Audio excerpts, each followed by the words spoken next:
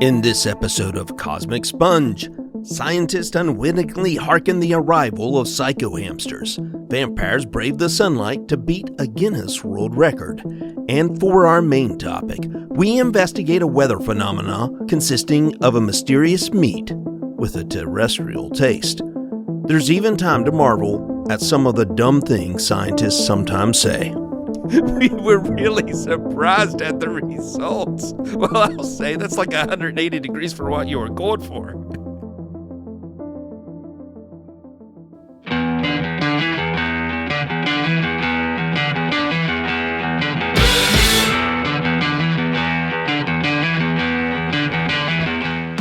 Welcome to Cosmic Sponge, the podcast where we discuss weird wonders in the world. I'm Jimmy Coe, and I'll be flying solo tonight. Seems Steven got a little bit too involved in his time travel research and built his very own time machine.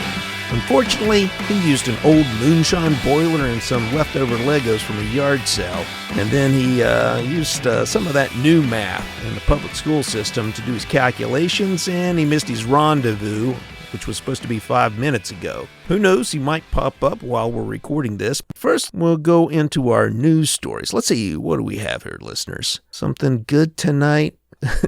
Okay, we got something really good here. So, scientists accidentally turn hamsters into hyperviolent monsters. So we're pretty sure we've seen a disaster movie with this exact plot. Yeah, 28 days later. It's just not quite as convincing as like a monster as a crazed out chimp. Just last week, we reported on a dead hamster. Now, I'm reading this from OD, an online magazine. And they go on to say they reported on a dead hamster that saved a Singaporean man from death row. Not sure how that happened, and that's its own little story. But in what sounds like a plot of a B-class horror film, scientists were messing around with the genome of Syrian hamsters. Okay, right there. Come on. Really? Does it matter that they're Syrian hamsters? Do they start out a little crazy and the genome just pushed them over the edge? But their experiment went awfully wrong. Using gene therapy, the researchers attempted to make the hamsters friendlier and more docile. Yet, they became everything but. The hamsters turned into ultra-violent psychopaths that attacked everything in sight. We were really surprised at the results. Well, I'll say that's like 180 degrees for what you were going for. We were really surprised by the results, said H. Elliot Albers, the Regents Professor of Neuroscience at Georgia State University and one of the study's lead authors. So when the monster hamsters break free and wipe out human civilization, you'll know who to blame. Georgia State. See if they have anything else. CRISP hamster genes. I guess they're referring to CRISPR, which is this gene splicing that they're doing. The researchers wanted to research major neurochemical signaling pathways to understand the resulting social changes.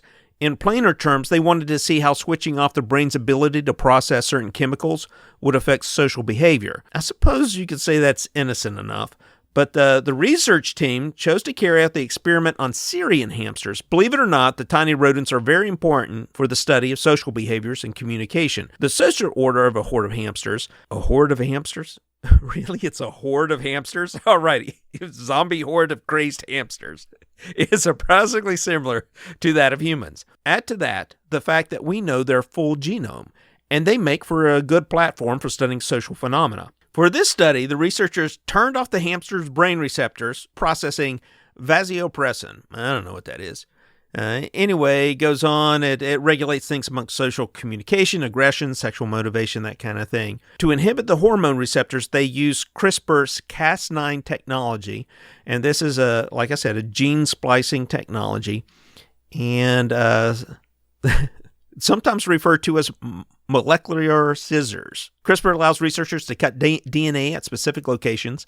They can then renew or replace genes as necessary. So they went in, they cut out this vasopressin receptor, and then they got crazy hamsters. Their thought was if they eliminated the vasopressin activity, they would reduce the aggression and social communication, but that's not at all what happened. So I guess vasopressin does something else. Oh my gosh. Now we know what we don't know. So basically, this told scientists, stop screwing around with genomes in Syrian hamsters. Anyway, that's all well and good as long as they're careful. If they start implementing these findings in humans, we'd hate to see the psycho hamster scenario play out with people. Well, that's for sure. Understatement of the week. Anyway, that's our killer hamster story. So if you're at the pet store and you see Syrian hamsters as an option, maybe pass those by. Move on to the regular non-Syrian hamsters. Okay, since Steven's not available tonight, I'm going to go ahead and do a news article for him. This is a good one. 1,369 vampires descend on England for a record-breaking turnout. Bram Stoker would have been stoked. This comes from iHorror.com. Now, what could be more appropriate than hundreds of vampires gathering at a 13th century English abbey to honor the author who started it all? Well, actually, there's another reason, and no, it wasn't a blood drive. The vampire costumed crowd not only wanted to give their respects to the 125th anniversary of Bram Stoker's Dracula, they also wanted to break the world's record for the largest assembly of people dressed as vampires and take their place in the pages of the Guinness Book of World Records. So on May 26, 2022, hordes of the undead made their way to Whitby Abbey. Organizers hoped that the 1,897 bloodsuckers would show their fangs at the event, but only 1,369 showed up. And they took the picture in direct sunlight. Okay, well, I mean, that was a quick picture. 1,369 vampires showed up, and they took it in direct sunlight. There's nobody in the picture. Let's see. It's a bonfire. Still, that number was enough to break the previous world record of 1,039 people, which was originally set in Virginia in 2011. The only criteria they had for the people who showed up is they had to have vampire teeth in their face, and they had to be wearing a cape. So you can be butt naked as long as you had teeth and a cape, and you're good to go. Swedish shorts and some suspenders. A-okay, as long as you got that cape and those teeth. Is that where he wrote it? Was that where he got his inspiration from? Yeah. When Stoker visited Whitby, I don't know if I'm saying that right, Whitby. When Stoker visited Whitby, he was reportedly overcome with its atmosphere. The Abbey ruins in particular were of interest, and upon visit to the local library, Stoker discovered a book that told of Vlad Tepes, a 15th century prince who allegedly impaled his enemies with wooden stakes. Thus a legend was born. So yeah, they went right there where the inspiration for Dracula was birthed, and took this picture and broke the Guinness Book of World Records. Kudos to you guys, you bunch of daywalkers, getting their things out. Anything else in here that's of interest? The future of Dracula in film. Perhaps the most anticipated adaptation of Dracula in recent years is the upcoming movie Renfield. The movie stars Nicolas Cage as Dracula. Oh, all right, I'm in. Nicholas Hoult as his titular assistant. In the novel, Renfield is often manipulated by Dracula to do his bidding with all the promise of everlasting life. His appetite for bugs and small creatures makes him just as bloodthirsty as his ward, but he seems a bit more unhinged. Plot details of Renfield are not widely available at this time, but reportedly it follows the toxic relationship between the endured servant and his controlling boss. Having had enough of Dracula's abuse, Renfield turns on his master and decides to take him down. The film is also reportedly being told in modern times. Chris McKay directs the film with a script penned by Rick and Morty creator Robert Kirkman. Okay, I'm definitely in. This could be good. You hear it here first, or maybe third or fourth. Let's move on to our main topic. Some of the stories that we prepare for the show turn out to be a little bit light. Not enough for a full episode, so maybe it ends up on the cutting floor. Maybe we set it off to the side to include as one of like 3 stories in an episode, something like that. So tonight, we're going to do a relatively short episode, but we're going to do one on on one that made me laugh. So I really wanted to do it. We're going to do one today on raining meat. You heard me correctly. Raining meat. Specifically, the Great Kentucky Meat Downpour of 1876. It was just before noon on March 3rd, 1876, on the Crouch farmstead, when meat began raining from the sky. Mrs. Crouch was on the porch, minding her own business, making soap at the time. The wet slap of meat chunks hitting the ground startled her, and she watched in horror as the meat continued falling for several minutes before stopping as suddenly as it had begun. All in all, a wagon full of meat littered the lawn in front of the house. The bizarre incident would draw the attention of the world for a brief spell. Scientists from as far away as New York would turn their attention to the red meat aisle in the sky as they tried to explain the seemingly unexplainable. Before representatives from the science community were brought in to examine the mystery meat collected by the Crouches, a few locals volunteered to a taste test in a bold attempt to identify this meat manna from the heavens. The irregularly shaped meat measured between approximately 2 by 2 inches to 4 by 4 inches and appeared to be beef upon first examination. However, the two men who tasted it weighed in and identified it as lamb or possibly venison. A one B.F. Ellington, that's old man Ellington's boy, quickly identified it as bear meat due to its tough consistency and gamey taste.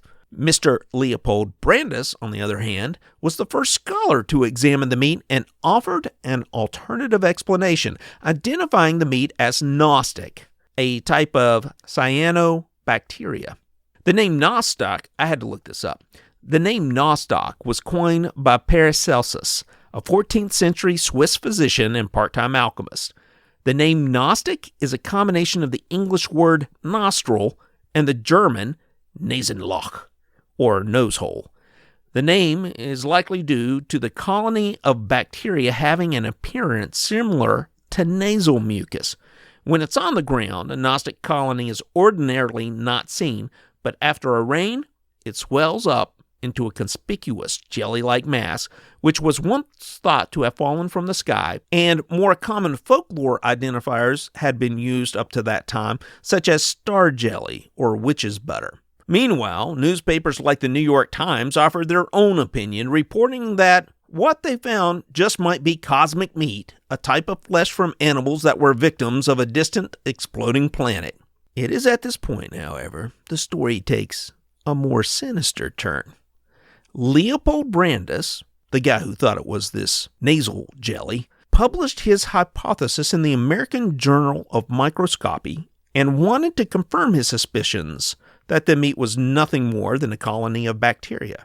And so he supplied a sample to the Newark Scientific Association. After a thorough review, the results of the analysis conducted by Dr. Alan McLean Hamilton was printed in a weekly journal of medicine and surgery, stating the meat was definitively lung tissue from, get this, either a goat or a human infant. So this was the story handed down through the years, sensationalized from the beginning and modified with each retelling, but at its core, there is some semblance of truth. Returning to a first account by a New York Herald reporter, Mrs. Crouch said that there wasn't even half a bushel of meat on the ground, which instead of a wagon load would be about 32 pounds of meat, hardly enough to fill a wagon. The meat descended at a sloping angle. Some of it was eaten by a family dog who later became seriously ill, and she also noted there was blood on the fence rails adjacent to the impact site. Now, as far as taste testers go, the closest thing I could find on that front was B.F. Ellington's account, which I have here. This is what he told reporters in his own words. Well, I have seen some of this meat that fell on old man Crouch's farm, and if it's meat at all, it's bear meat. This meat that fell from the heavens on Alan Crouch's farm has got that uncommon greasy feel that I'm so well acquainted with.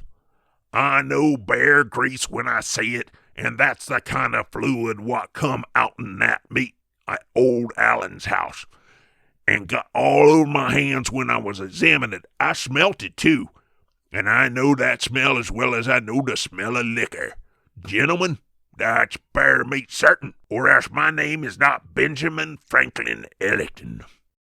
Given that the Crouch's farm was surrounded by Daniel Boone National Forest, a hotbed for bears in the 1800s, bear meat is as likely as anything to be the source of the material found on the farm. Another common sight around that farm, and many farms in the area, was buzzards. I mention this because buzzards are the most likely explanation for the meat storm Mrs. Crouch witnessed.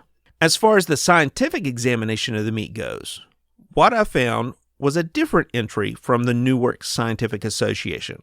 It recounts that histologist Dr. J.W.S. Arnold and Dr. A. Mead Edwards, who was at the time the president of the Newark Scientific Association, both concluded that the meat was from some kind of animal cartilage and lung tissue. They didn't mention an infant. And finally, we come to the most likely source of our mystery meat, which was provided by Dr. L.D. Kastenbein, who reported to the Louisville Medical News that the likely source was vulture vomit. He explains, "The only possible theory explanatory of this anomalous shower appears to me to be the disgorgement of some vultures that were sailing over the spot, and from their immense height, the particles were scattered by the prevailing wind over the ground." And so there we have it. The great mystery meat downpour of 1876 appears to be little more than vomiting vultures at high altitudes. Anyway, that's all we have for you this week. We're going to have a regular show as soon as Stephen gets back from his time-traveling adventures. I want to thank everyone for listening. Remember, head on over to our website to see all things related to Cosmic Sponge. You can support us over there, and we have all of our podcast episodes over there as well. And you can buy some merchandise at our Cosmic Sponge store, also on the site. You can listen to us on Spotify and Apple and half a dozen other sites. And if you could, just leave a review wherever you listen to the show. It helps others find the show. And go out and tell a friend or a family member who might be interested in this kind of content. We'd really appreciate it. Anyway, that's it for tonight. This is Jimmy Coe signing off. Keep your eyes to the skies and your feet on the ground. We'll catch you next week. That's all for this week's episode of Cosmic Sponge. Please don't forget to rate and review us wherever you listen. It helps others find the show. If you have any questions or have a story you'd like to share, you can contact us using our email account at firstcontact@cosmicsponge.com. If you'd like to support the show, consider becoming a Patreon at patreon.com/cosmicsponge, where you get access to exclusive content, including our Weird Wonders news and stories released every week. To explore everything Cosmic Sponge has to offer, including other ways to support the show, head on over to our website at www.cosmicsponge.com. Thanks again for listening, and we'll see you next week.